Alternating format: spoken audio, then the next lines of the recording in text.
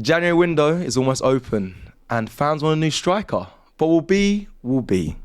Let's hope we start 2025 with new energy. And sorry for the cliche, but new year, new me. New year, new you guys as well? Got some New Year's resolutions? Yeah, people didn't miss you, I'll be honest. No, they did a little bit. They didn't, man. There wasn't many comments about the intros at all, actually. But It's a tough choice between you and Laurie, but... Laurie doesn't deserve that. What was the thinking behind that intro? Was it because it sounded quite sweet, but it didn't really kind of... It's the New Year, New Me thing. That didn't go with anything. I know, I just wanted to get it in. Did you add that in at the end? freestyle? But also you should never freestyle because you should barely write. I'll be honest with you. Forget writing. The freestyle's off the cards completely. But I wanted to get New Year, it's a very big cliche. And didn't you see what happened with me and Julian? And you're starting with poetry about what will be about this new striker stuff. Are you trying to piss man off? You started with the window and the striker, but then you ended on New Year, New Me. I know, it wasn't.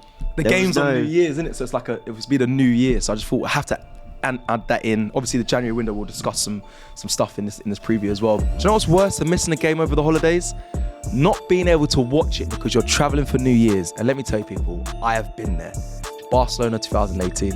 But with NordVPN, there's never a problem. And they're giving you 4 extra months on a 2-year plan. Just head over to nordvpn.com/AFTV or click the link below. Whether you want to celebrate or you're just facing geo-blocking, you can switch your location instantly and access high-quality streams wherever you are in the world. I'm telling you, this holiday season, with all the traveling that we've been doing, NordVPN has been a lifesaver.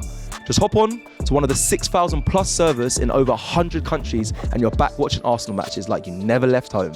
Just head over to nordvpn.com/AFTV to get started. It's risk-free as well with NordVPN's 30-day money-back guarantee. And lastly, people, big up to our friends over at NordVPN for powering this video. Let's get into the game. It is... Please. I actually forgot we were here to talk about a game. Brentford versus Arsenal. I'm being deadly serious. He went off transfer window. We were talking about Vieira's fall. Went live. Anyway. Right, but we are here to discuss Brentford versus Arsenal, 5:30pm kickoff on New Year's Day at the GTEC Community Stadium. Boys, I mean, you said it just before we started recording.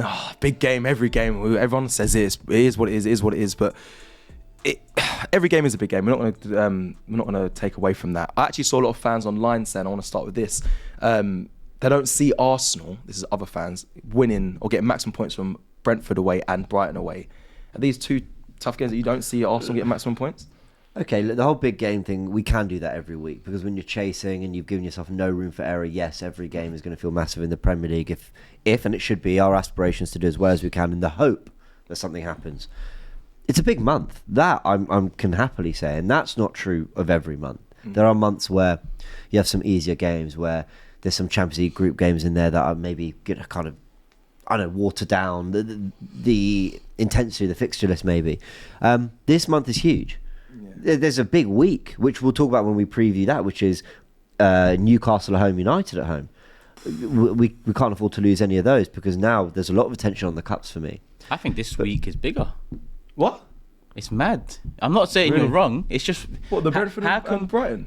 At this moment, from where we sit right now, yes, because we cannot afford to drop any more points. We are on the cusp of... You know what I believe about the title right now. I think we've dropped too much points now. The hope literally lies on other teams to do things against Liverpool. And at this moment in time, it doesn't look likely. But regardless, we cannot be dropping off any more in the league. What, till the end of the season? Or not, because we're going to drop points. Brentford and Brighton away are two very difficult games, and they're two games that we could drop points in. It's gonna, if we get 6 out of the next 2 in the form we're in, that would be amazing, because that is 2 difficult teams we're going away to. Brentford's okay, they lost the other day at home, but the first game before that they was the best team at home. Yeah, first game they lost. So it's going to be 2 difficult games, but I get it with the cups because me and you feel that the league is out of our hands, to say in the best possible terms. So the cups are the ones where we're looking at. Hopefully we can grab one or two of them. Out of our hands or done? I want full clarity on them, because I still believe. Can you imagine the tone of the atmosphere and the fan base and the beliefs if we go into Man United and Newcastle having not collected 6 out of 6 against Brentford? That's why I feel like right now we've got to look at this as a bigger So it's a stepping stone for you. I don't want to get too deep into this, but for me there is a slight difference between belief and support. I support, and I'm like, every game I want to win, and I'm like, desperate we win. And I was watching West Ham Liverpool going, okay, Wan-Bissaka up against Salah. Who knows? You never. Oh, 5-0. Right. Another goal and assist. Yeah. I think maybe today, maybe they'll find a way to stop that. Let's not. So every game I'm supporting and hoping. What I genuinely believe, I can't fake what I believe. My belief is that it's gone too wrong in the Premier League for us to claw that back. Okay. That we aren't going to have a swing enough to find the momentum to claw those points back, nor are Liverpool going to have as big a drop-off. Because two things need to happen here. And it would be quite a change from what we've seen so far this season of both teams. So what I do believe, though, is possible, and I genuinely believe this, and that's where most of my hope is channeled. We can still have a successful season. We can still do something in the other competitions. Correct. I really mean we can do something in the other competitions. 100%. And we can, will this club, is a different question, we can do something in January to reinvigorate that, to really try supercharge that. So that's why for me it's a huge month, because of the cup games we've got in particular. Obviously the league will always be important because of the situation we left ourselves in. But I can't pretend I believe more than I do when it comes to that. Sorry, I have a very negative tone to the. That's fine. You're going into this game. I think we'll win. I believe we'll win this game, and whatever. And I think we're a very good side. All that, but as much as people, like, you know, I've got this negative cloud over me in terms of some people. Some people will call it real. I get that. I want nothing more than Arsenal to continue to just win games. Yeah. Regardless of what I thought we didn't do in the summer, and regardless how it's turning out now. Mm-hmm. You know, and I just think if let's say we drew the next two games, the toxicity, the arguments, it wasn't a nice period at the latter years of Wenger. No, 100% not. You know, and I don't think it will ever get close to that level. That was after many years of really being dragged. Yeah. But we're in a position now where I think, let's say we draw the next two games, that probably puts us out of the top four. Forget about title race and what we believe. It probably puts as in we'd fall out of the top four if we not the race. No. So imagine now we're going into Carabao and FA Cup out of the top four. The importance of the Carabao Cup and FA Cup is still there massively, but the dark cloud is a lot bigger and a lot thicker if we don't win the next two games or we drop point, like, because ultimately the league determines how good you are a side. And as much as trophies are the aim this season, a major was really the one we was all looking at in Premier League and Champions League. But when Chelsea won the Champions League, they weren't in the top four even in the Premier League. No, but I know that's one example. I mean, there's a few like there that. There is a couple where the best team in Europe hasn't won the Champions League. Mm-hmm. But I'm just saying, like, the tone needs to be set now. It's 1st of January. It's Brentford away. So if you could guarantee 2 wins. These next two, or the two in that cup. I'm with you, by the way. Sorry. I'm really sorry. I'd guarantee the cup wins. Yeah. And is that that doesn't even guarantee us anything, because there's still a second leg, and then there's, you know, whatever's left in the FA Cup to negotiate. But I think that's. I want those 2 wins. We want every win. So it's kind of a stupid question I've asked you, because we want to win every football match, and there's, you know, in every game you go into with that feeling, but. No, I would love for that cup week to just. It's a question. It's a question. 2 wins. Yeah. Final in the next round of the FA Cup. I don't know. It's a question to pose, especially to the viewers as well. Again, we all see want Arsenal to win both. Yeah, he's not sure. Well, the guarantee. Yeah. I mean, listen, it's a difficult one, isn't it? Because it's weird. Because you say about the league, like, you kind of.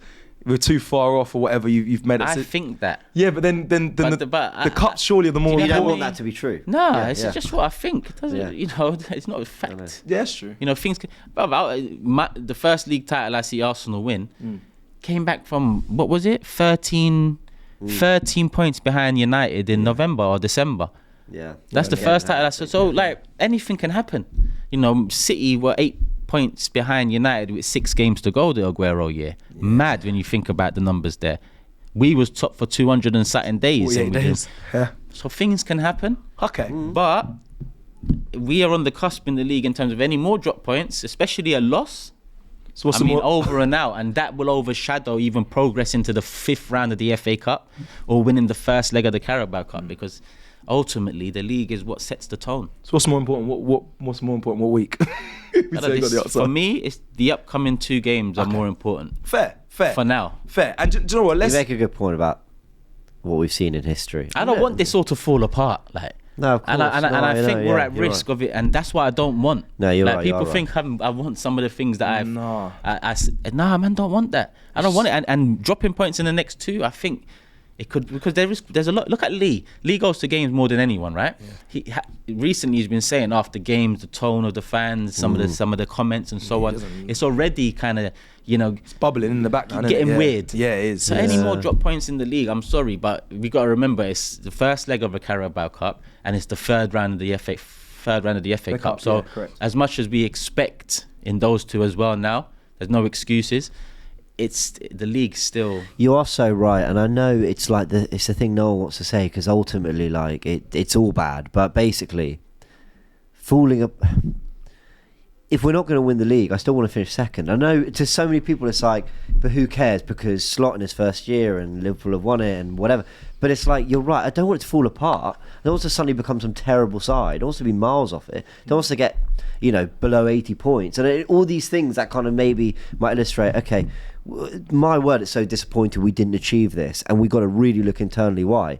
But you're right. We don't want the whole thing to just kind of collapse. So it is important we keep winning games, whether the title feels attainable or not. It's like, just keep going, try to keep some kind of momentum, and that will continue to make games like this a big one. You're right, that feeling the fans of it's on a knife edge, I think, and it's sad because in context when you look at it, I think in the whole 2024, I think we've lost? I think it was three games, yeah, and like defensive record we've been the best and scored the most goals in the actual calendar year. I know we're not current top, but if you look at calendar year, and I think it's a bit of a wash stat, but I just want to give context to certain things because Arsenal haven't been terrible, but we feel everything. Even the Saka, far from terrible. Exactly. Our standards have been raised by Mikel, by them, yeah.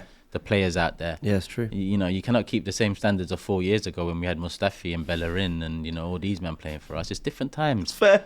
And 3 years ago, second in the table, a win at Brentford and a draw at Brighton. We'd all just kept it moving. That's where the squad was. That's where the team was. Yeah, you can't do that now. They're not there anymore. The demands are different. And these are good sides we're playing. We've kind of done a 2 preview in 1 here, but let's focus on Brentford. They're a very good team. Yeah. Thomas Frank's a good manager. They also set up. I don't really follow them too much this season, but over the years they've played the back 3 well. And Bemo's a really good player. These are players who can hurt us. They can defend well. They could be difficult to break down. I think we've done well and won our last 3 games there since that opening day defeat, the 2-0 on the opening day of the campaign 3 years ago. So actually we managed to shake that off quite quickly and actually make it a place where we've not even conceded goals, let alone been dropping points and losing matches. But it will be tricky, and Arsenal have to dig deep and go up a level on Ipswich, and dare I say go up a level on Palace, where even that was a 5-1. It was far from super convincing. No, it's clinical, just clinical. Yeah, still a bit for Arsenal to do. Now, just for everyone that's watching, we are going to do a Predict 11 video. We'll talk about replacement options for Saka. We'll talk about all those sort of things and how that affects Arsenal this season going forward. So make sure you look out for that, and also how we think Arsenal will set up, because there's going to be some questions over there. There might be some more January talking about Predict 11 video, but we are going to focus in on Brentford. You did mention we're doing a lot on basically Brentford and Brighton, and I was actually going to come to Turkish because you said they are good sides, and they are, but our record against both of those teams away, even though they're good sides, I don't want to know why you feel a bit more apprehensive. Is it because every game it can be difficult against Arsenal? But against Brighton away, we've been doing well. Brentford, you mentioned at the beginning, their home record's been phenomenal apart from their last game. However, I remember, I think it was 2 seasons ago where we played them, they hadn't lost at home again. I think it's when we brought in Ethan Wanyeri and we slapped them. We absolutely, I think it's 3-0. And Vieira scored the third outside the box. Right, and and they hadn't lost at home. Like you want to recall Vieira? That's what I heard. We'll talk if we need to talk. That's another video in itself if it happens. Vieira coming back to Arsenal. Obviously, Fabrizio did close that rumour down that he's been going to be recalled, but I can't believe that is being discussed. But again, anyway, but again, we didn't beat. Brentford hadn't lost at home in that season, and we beat them. And I think ever since that, you mentioned, we've kind of had Brentford's number stat to back up what James said, since winning 2-0 against Arsenal in their first ever Premier League game, August 2021. Brentford are winless in their last 5 games against the Gunners, drawn 1 and lost 4. That's Brentford. Arsenal won their last 3 away games against Brentford in all competitions without conceding a single goal. So for you, Turkish, what makes you not fearful, because I know you probably are going to predict Arsenal to win, but worried about Brentford? Is it the Mbeumo on form, or is it something that they can attack? Is it the fact we've got players missing? What is it?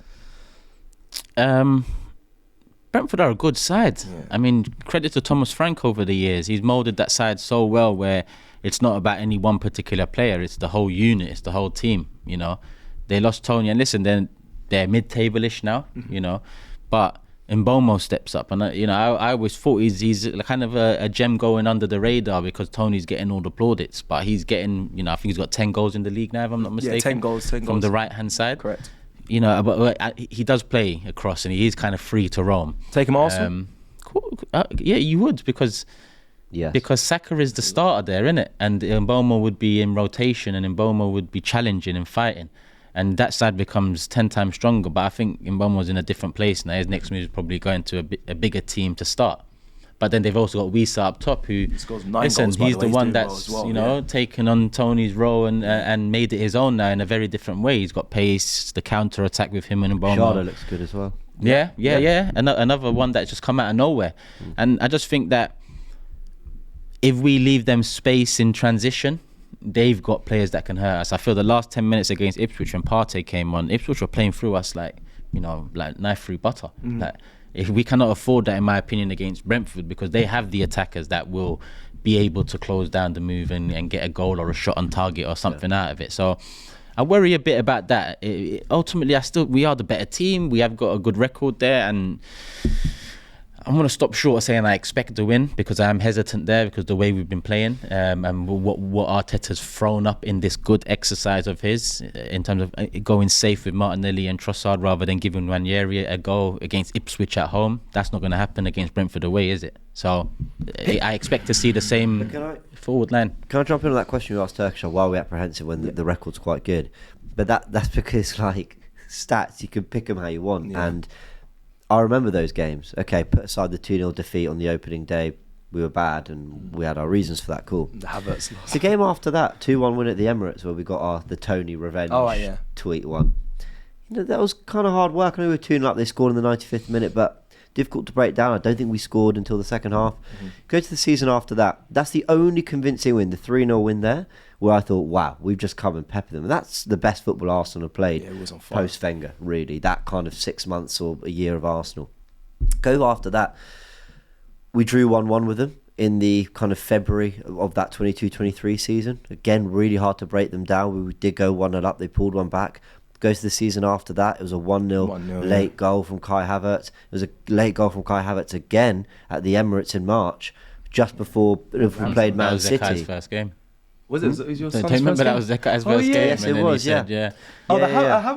I was going to bring him Ipswich as well. Imagine I brought him in the second game. Havertz gets the winner. The poor guy, man. He's taken to the worst game. Favourite player would be Havertz as well. Kind of stepping up from Waka. No, he doesn't know what he was. He was 2.5 years old at the time. That's true. But you see, like, so now I reflect on those games. They were never easy. No, they wasn't. Yeah, they really weren't. That's a good point. And so, sure, the record's good, and we're finding a way. That's good. Win games, please. But I can recall one game in there where I thought, yeah, we've just totally outclassed Brentford. Every other game has been hard work or late goals or just that little something fell for you. Do you remember? Even the Carabao Cup one, isn't it? Yeah, we had a Carabao when Cup Ramsdale bounced it off the floor in front of him. No, that was the league game. When Rice got the...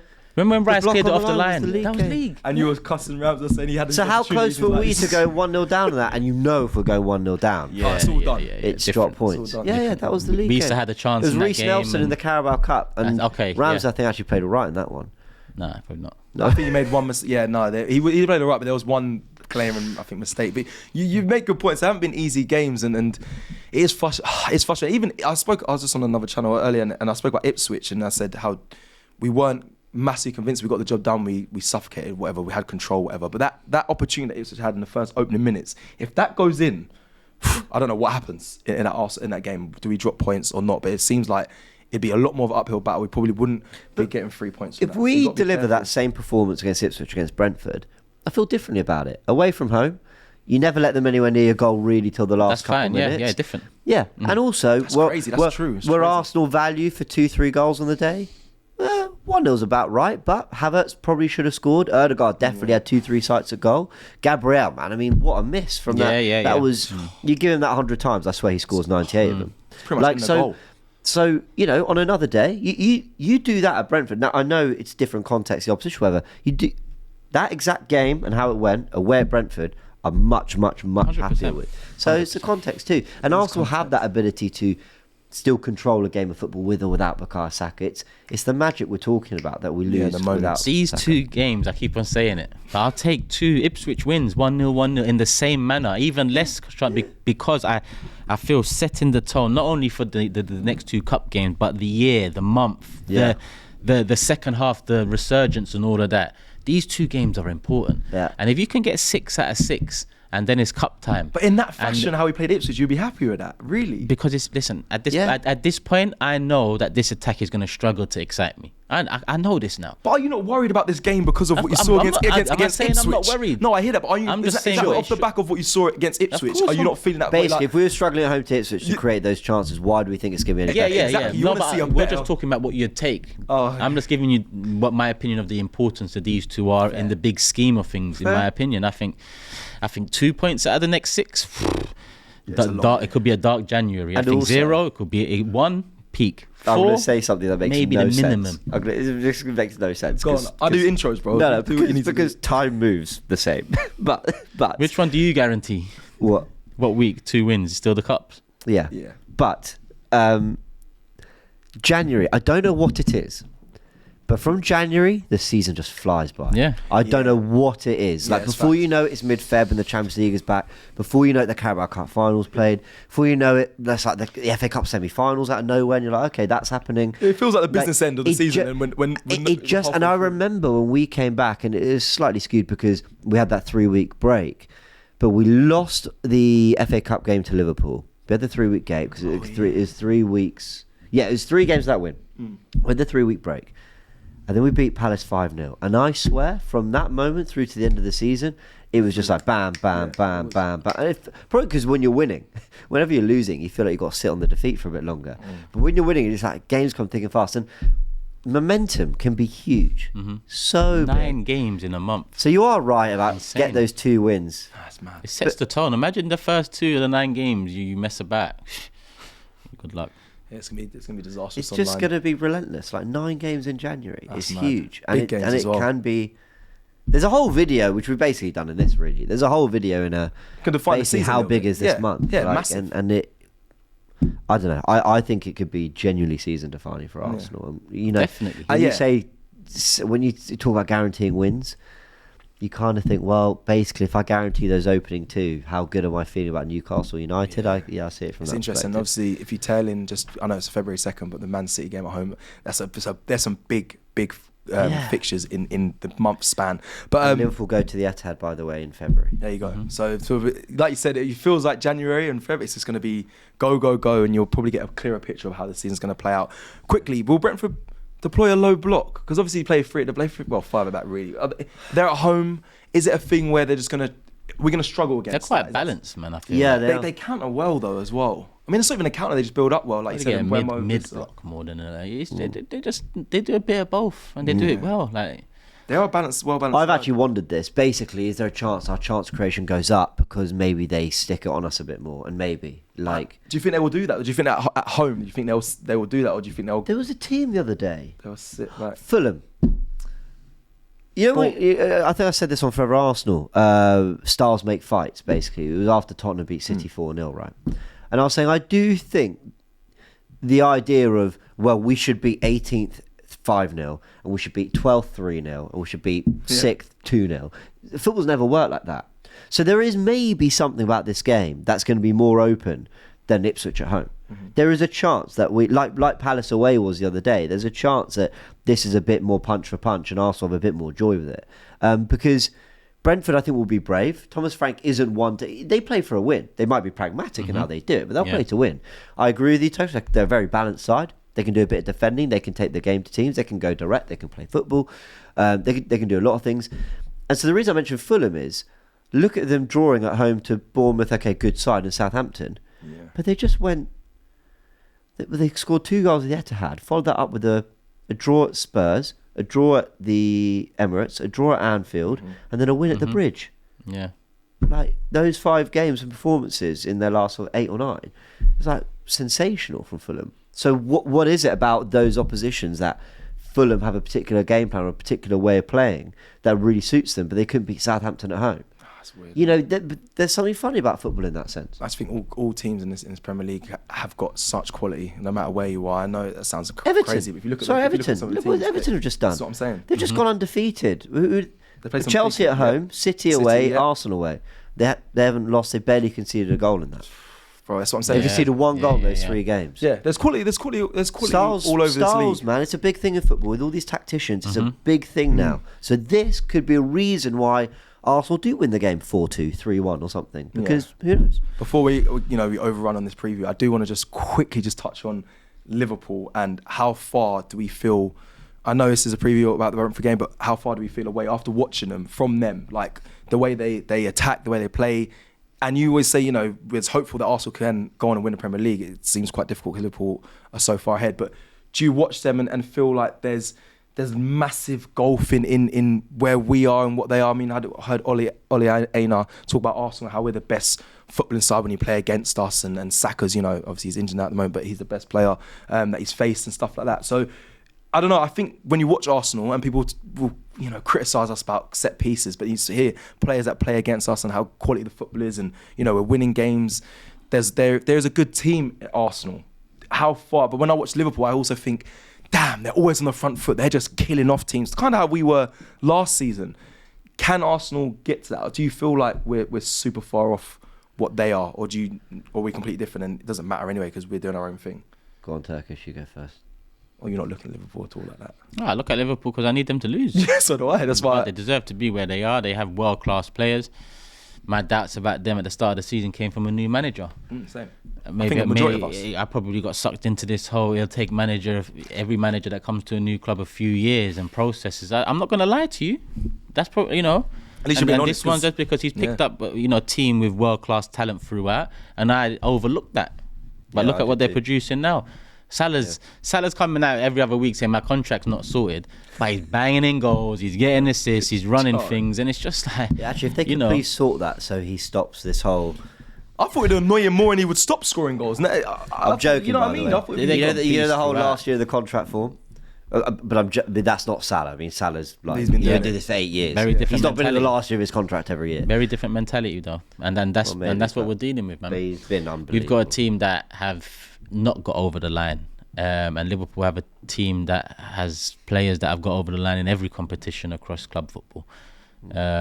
Real world-class talent, been there, done that talent. Whereas we have players that we hope to become real world-class talent, been there, done that talent. But at this moment in time, that is the gulf, I think. I say Arsenal and City gave Liverpool a sniff this season, and they've well and truly taking it and they're running at this moment in time. So until my hopes in the league are pretty much not present right now until I start seeing them drop some points. But you asked, I'll be quick on this, but you asked basically, can we get to their level? And a team style of play, how good they are, is made up of lots of different things, right? I still think Liverpool are the best in so many ways and deserve to be top of the league. Who am I backing to see out a 1-0 win with 10 minutes to go? Like, that's something that we do really, really well. There'll be other elements. Teams will have different things they're really good at. Now, I don't think we're ever going to get to an attacking fluency and just that rhythm that Liverpool have. I just don't see, even if we had a player in January, I don't really see us getting to that, because what they're doing with that front three in the football they're playing is sensational. And we haven't seen that for a long time at Arsenal. Actually, probably never to this level. But we do other things really well. And we've got to get better at this, and then we need to hope that the other things we do well maintain. And I don't know, we could be better in different ways. But sign players basically. We need some match-winning quality. Amen. That's a big difference, player quality. Which we'll be discussing on the Predicts 11 video, so make sure you check that out as well. Score predictions, boys, for Brentford versus Arsenal. They are yet to keep a clean sheet this season. Brentford at home, but go on. Yeah, I said 2-0 Arsenal. I don't know why. I think we'll turn up 2-2. Cool, fine. Fair. Okay. That's what you think's going to... Yeah, because I'm saying you said these are the two most important games of the week, but that's what you think's gonna happen. It's not what obviously you want. 2-2. I'm gonna go. We will probably 2-1 Arsenal. Is my thinking for this game. But let us know the thoughts in the comments below. What your score prediction is? How do you think Brentford are going to set up? Are they going to do a low block, mid block? How do you think they're going to set up against Arsenal? And can Arsenal go on and win this game? Start the year right. That's what's key. But and before I close off this video, a Merry New Year to you all. Is that what they say? No. Take care, people. Bye.